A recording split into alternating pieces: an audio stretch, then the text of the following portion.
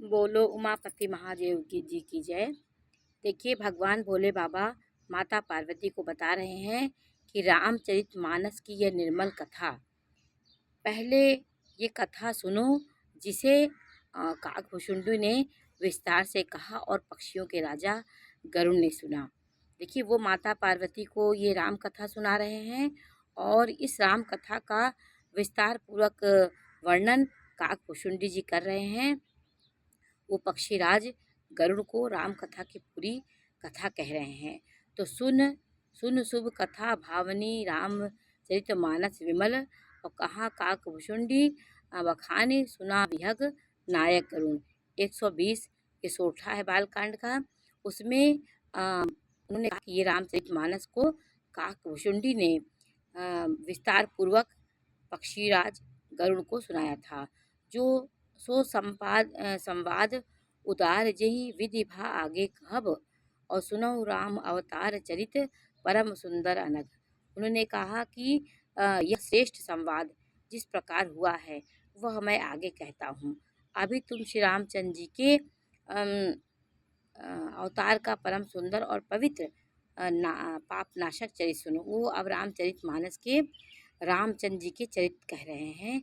हरि गुण नाम अपार कथा रूप अगणित अमित, और मैं निज मति अनुसार कहूँ उमा सादर सुनहु।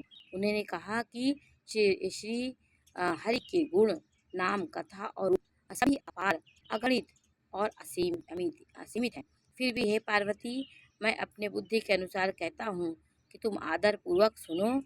वो पार्वती को कहते हैं कि जितनी मेरी बुद्धि है, क्योंकि राम कथा अनंत है, व्यापक है और उसका कोई वर्णन नहीं कर सकता। उन्होंने यही कहा कि राम कथा को मैं अपनी बुद्धि के अनुसार तुम्हें कहता हूँ।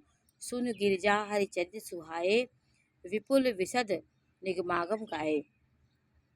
हरि अवतार हेतु जय होई, इदमिथ्यम कही जाए न को सोई। हे भवानी पार्वती सुनो, वेद शास्त्रों ने श्री हरि के सुंदर विस्तार और निर्मल चरित्र का गान किया है। हरि का अवतार जिस कारण से होता है वह कारण बस यही है कि ऐसा नहीं कहा जा सकता है।